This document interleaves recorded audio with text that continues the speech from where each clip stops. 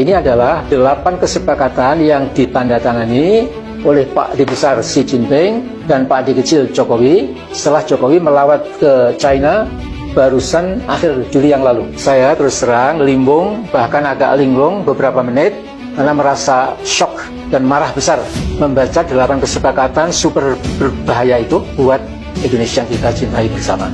Nah, di antara 8 kesepakatan itu paling tidak ada 4 hal yang membuat saya langsung shock.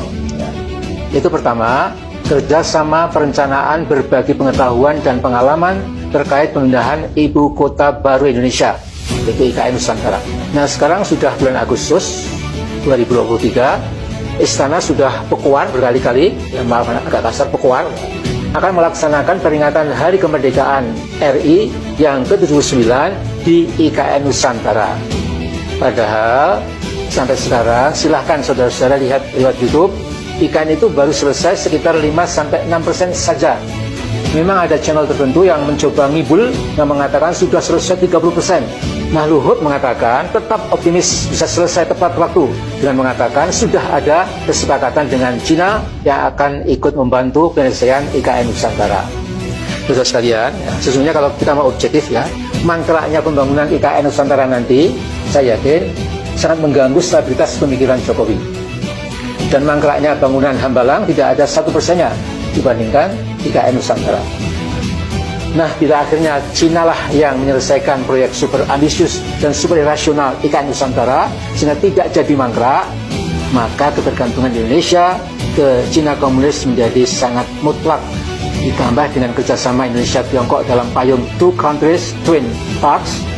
Jadi istilah mereka itu Cina dan Indonesia, dua negara dengan taman kembar. Maka boleh jadi yang dimaksudkan adalah keakraban dan kemesraan Indonesia-Cina jangan lagi dipermasalahkan. Yang kedua, kesepakatan tentang pentingnya diajarkan bahasa Tiongkok atau bahasa Cina. Ini saya yakin punya maksud politik yang cukup misterius. Memutuskan sekolah-sekolah Indonesia harus mempelajari bahasa Cina, perlu kita waspadai benar-benar. Jadi, andai kata nanti politik, ekonomi, bahkan hankam kita sudah dikuasai Cina, berkat politik Jokowi semuanya itu ya, dimudahkan oleh Pak Jokowi, maka seperti Rusia yang melakukan rusifikasi etnik-etnik yang berada dalam Uni Soviet, maka Cinaisasi atau Chinization lewat pemaksaan bahasa Cina itu akan diterapkan buat bangsa Indonesia. Ini kekhawatiran yang real, bukan mengada-ada. Kemudian yang ketiga, dalam kerjasama di bidang kesehatan ada rencana berbahaya, yaitu akan dilakukan pembangunan 30 rumah sakit Cina di kota-kota besar Indonesia. Saudara, tentu rumah sakit yang akan dibangun mirip kebanyakan rumah sakit di RRC, itu rumah sakit raksasa yang masing-masing dapat dibangun sempurna hanya dalam waktu 2 atau 3 minggu. Memang luar biasa ya, kemampuan teknologi Cina dibandingkan negara-negara manapun. Nah, bisa kita bayangkan bila di pusat-pusat pertambangan ribuan orang Cina atau Tionghoa sudah berkeliaran bebas seperti warga negara kelas 1, nanti di kota-kota besar kita juga akan lihat pemandangan yang sama.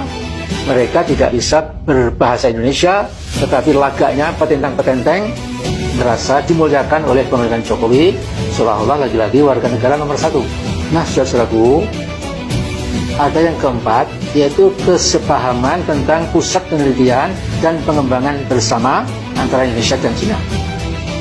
Nah, karena universitas adalah lembaga terdepan dalam urusan litbang atau research and development, maka di masa depan kampus-kampus kita akan menjadi tuan rumah para peneliti Cina yang malang melintang di kehidupan kampus. Sumber daya alam kita yang berupa minyak, mineral, batu bara, nikel, bauksit, emas, bahkan uranium menjadi telanjang bulat di mata Cina. Sehingga negeri atau negara Cina, negara komunis raksasa ini bisa membuat peta yang akurat tentang kekayaan bangsa Indonesia. Nah, pada tahun 2006, TV Liputan 6 itu pernah menyoroti tentang perusahaan Perancis yang telah mengeruk uranium di Kabupaten Melawi. Menurut sebuah penelitian, di wilayah tertentu Melawi, Kabupaten Melawi, terdapat kandungan uranium yang bisa ditransfer untuk kebutuhan listrik, bisa menghasilkan sebesar 9.000 megawatt untuk jangka waktu 125 tahun ke depan. Nah, Cina yang sedang mengejar kemampuan nuklir Amerika tentu membutuhkan suplai uranium sebanyak-banyaknya, dan tentu akan bergembira ria bila diminta Indonesia, diminta Jokowi berduet dengan Indonesia melakukan kegiatan penelitian bersama. Nah, karena Indonesia selalu berposisi mengalah, maka bila uranium kita diboyong ke Cina, kira-kira ya boleh saja.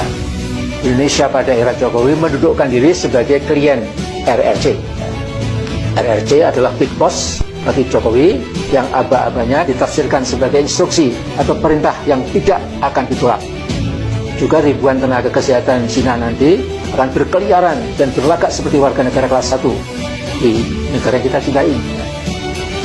Nah, masalahnya siapa yang harus kita minta tanggung jawab atas kolonisasi ilegal dari Cina atas Indonesia, negara kita? Tentu oknum penguasa puncak yang sangat patuh, sangat taat, sungkem, dilosor di hadapan Xi Jinping. Siapa lagi kalau bukan Pak Jokowi? Nah, karena itu kita berlomba dengan waktu. We are racing against time. Seluruh sisa waktu Jokowi sebagai